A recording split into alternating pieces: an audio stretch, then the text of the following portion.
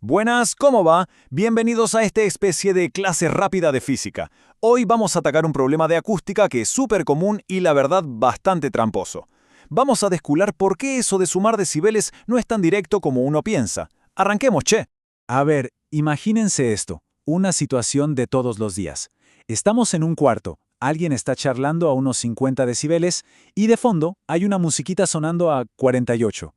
La lógica, el primer impulso que nos dice, y que se suma, ¿no? 50 más 48, listo, 98 decibeles. Pero, ¿de verdad es tan fácil? Bueno, la respuesta corta es no, para nada.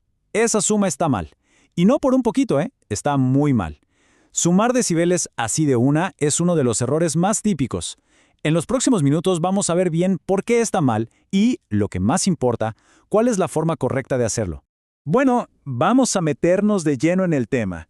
Para entender por qué el primer pálpito que tenemos nos falla, tenemos que ir a lo básico, a la raíz del asunto. ¿Qué es el sonido en realidad y cómo lo estamos midiendo? El sonido tiene, digamos, dos caras principales. Por un lado está el tono, que nos dice si es un sonido grave o agudo. Eso tiene que ver con la frecuencia.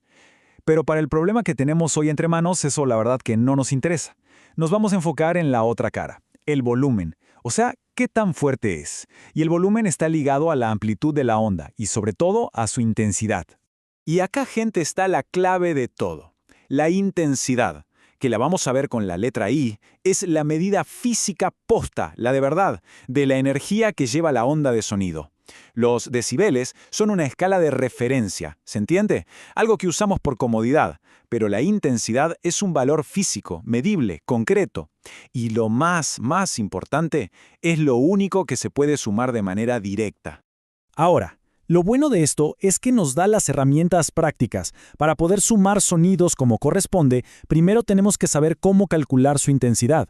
Y para eso hay 3 fórmulas clave que nos van a salvar las papas en casi cualquier situación que nos pongan adelante. La primera fórmula que vemos acá se usa cuando el dato que tenemos es la amplitud de la onda.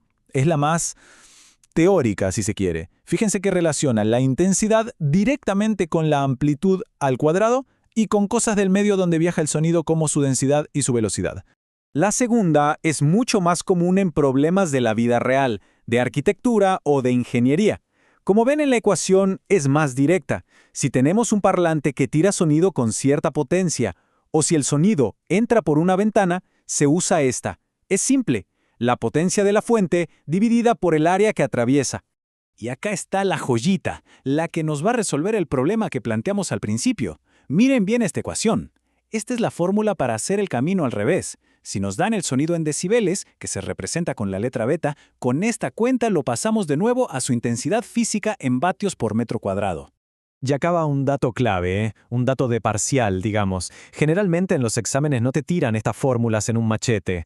Así que la posta es que estas 3 formulitas para calcular la intensidad, bueno, hay que sabérselas de memoria, no queda otra. ¡Bárbaro! Ya entendimos el porqué y ya tenemos las herramientas. Ahora vamos a ver el paso a paso, el método que no falla para sumar sonidos como se debe. Lo primero, la regla de oro para que se nos grabe a fuego. No se suman decibeles, no se suman presiones, no se suma otra cosa. Lo único, pero lo único que se puede sumar es la intensidad de cada sonido. Y el proceso es súper lógico, son 3 pasitos. Primero, agarramos cada sonido en decibeles y lo convertimos a su intensidad con la fórmula que ya vimos. Segundo, sumamos, como una suma normal de almacén, todas esas intensidades. Y tercero, esa intensidad total que nos dio la volvemos a pasar a decibeles y ahí tenemos el resultado final. Volvamos al ejemplo nuestro, pero con números un poco más realistas. Ponele 53 y 48 decibeles. Bueno, aplicamos la fórmula para pasar de decibeles a intensidad, esa que había que memorizar, ¿se acuerdan? Y vemos que 53 decibeles son 2 por 10 a la menos 7 vatios por metro cuadrado y 48 decibeles son 6.3 por 10 a la menos 8. Dense cuenta de esto. Los decibeles son números manejables, pero las intensidades son siempre números muy chiquitos. Ahora, el segundo paso. Una vez que tenemos los valores de intensidad, la suma es una pavada. Metemos los números en la calcu y ¡listo! Nos da la intensidad total que hay en el ambiente, que en este caso es 2.63 por 10 a la menos 7. Y el último paso, reconvertimos esa intensidad total a decibeles. ¿Y cuánto da? 54 decibeles. Miren la diferencia. La suma que se nos ocurrió al principio nos daba 98, un disparate. El resultado real es apenas un decibel más que el sonido más fuerte. Esto nos muestra clarito que la escala de decibeles no es para nada lineal. Ok, muy linda toda la matemática, muy interesante, pero ¿para qué me sirve saber todo esto? Bueno, acá es donde la cosa se pone buena, sobre todo si nos interesa la arquitectura o el diseño de espacios. Para un arquitecto estas cuentas son el pan de cada día, créanme. Sirven para diseñar paredes que aíslen bien el ruido, para calcular cuánto se va a escuchar la reunión de una sala en la oficina de al lado, o para saber de antemano el nivel de ruido que va a haber en un bar con gente charlando y música. Es clave para hacer lugares donde se pueda estar bien. Entonces, si hay que quedarse con una sola idea de toda esta charla, que sea esta. Los decibeles son una escala logarítmica, una referencia cómoda para nosotros los humanos. Pero la intensidad es la energía real, la física pura. Y para hacer cualquier cuenta de suma, siempre, pero siempre hay que pasar por la intensidad. Perfecto, ya la tenemos clara con cómo se suman los sonidos adentro de un lugar. Pero claro, esto nos abre la puerta a otra pregunta, ¿no?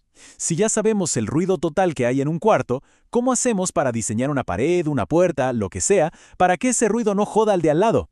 Pero bueno, esa ya es otra historia, para otra charla. Gracias por la atención.